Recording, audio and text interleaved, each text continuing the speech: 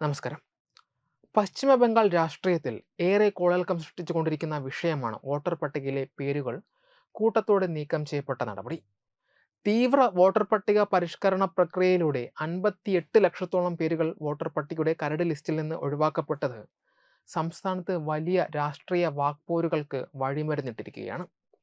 അടുത്ത വർഷം നടക്കാനിരിക്കുന്ന നിയമസഭാ തെരഞ്ഞെടുപ്പിന് മുന്നോടിയായി നടന്ന ഈ നടപടി ഭരണകക്ഷിയായ തൃണമൂൽ കോൺഗ്രസിനും മുഖ്യമന്ത്രി മമതാ ബാനർജിക്കും വലിയ വെല്ലുവിളിയാണ് ഉയർത്തുന്നത്.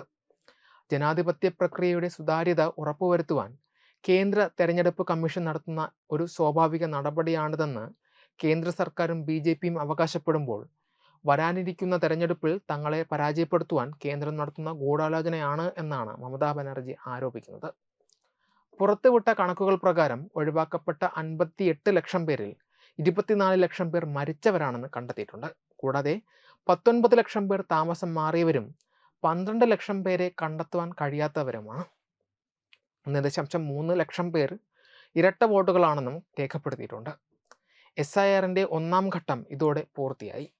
ഒഴിവാക്കപ്പെട്ടവർക്ക് പരാതി നൽകുവാനും പേരുകൾ വീണ്ടും ഉൾപ്പെടുത്തുവാനുള്ള നടപടികൾ ഫെബ്രുവരി വരെ തുടരും. അന്തിമ വോട്ടർ പട്ടിക ഫെബ്രുവരിയിൽ പ്രസിദ്ധീകരിച്ച ശേഷമായിരിക്കും നിയമസഭാ തെരഞ്ഞെടുപ്പ് തീയതികൾ പ്രഖ്യാപിക്കുക. 2002 ശേഷം ഇതാദ്യമായാണ് ബംഗാളിൽ SIR നടപ്പാക്കുന്നത്. മമതാ ബാനർജിയുടെ രാഷ്ട്രീയ ശൈലിയും നിലപാടുകളും പലപ്പോഴും വിമർശന വിധേയമാകാറുണ്ട്.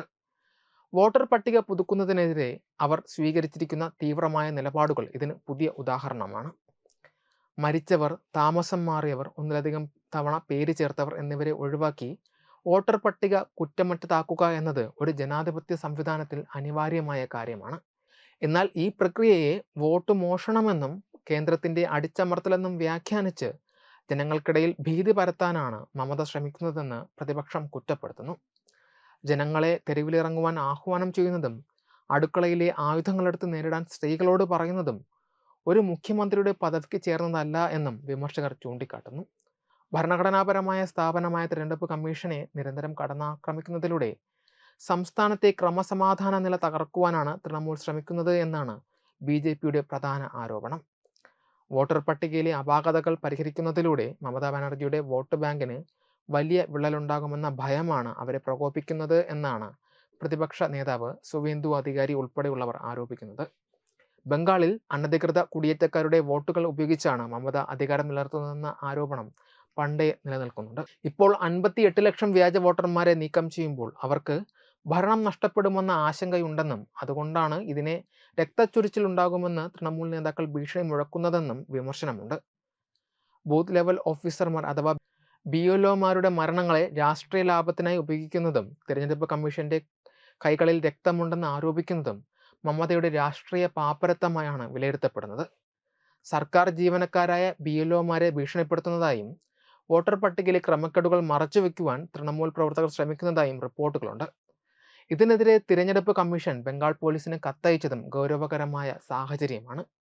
ഇന്ത്യയിലെ മറ്റ് സംസ്ഥാനങ്ങളിൽ ഇത്തരത്തിലുള്ള നടപടികൾ നടക്കുമ്പോൾ ബംഗാളിൽ മാത്രം അത് വലിയ സംഘർഷങ്ങൾക്ക് വഴിവെക്കുന്നത് മമതാ ബാനർജി ഭരണകൂടം നൽകുന്ന രാഷ്ട്രീയ പിന്തുണ കൊണ്ടാണെന്ന് കരുതപ്പെടുന്നു.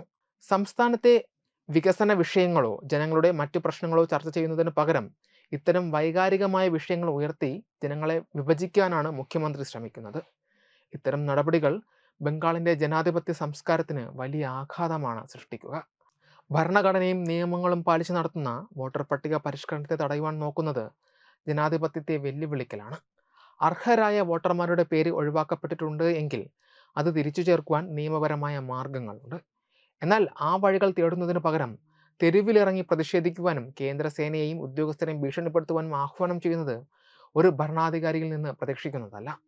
വരാനിരിക്കുന്ന തെരഞ്ഞെടുപ്പിൽ ജനവിധി ഭയന്നാണ് മമത ഇത്തരം അക്രമാസക്തമായ രാഷ്ട്രീയ തന്ത്രങ്ങൾ പയറ്റുന്നതെന്ന് വിമർശകർ ഉറച്ചു വിശ്വസിക്കുന്നു. വോട്ടർ പട്ടികയിലെ സുതാര്യത ഉറപ്പുവരുത്തേണ്ടത് ഏതൊരു രാഷ്ട്രീയ പാർട്ടിയുടെയും കടമയാണ് എന്നിരിക്കെ അതിനെ അട്ടിമറിക്കാൻ നോക്കുന്നത് ബംഗാളിലെ രാഷ്ട്രീയ അന്തരീക്ഷത്തെ കൂടുതൽ വഷളാക്കുകയുള്ളൂ. വെബ് ഡെസ്ക് തത്തുമൈ ന്യൂസ്.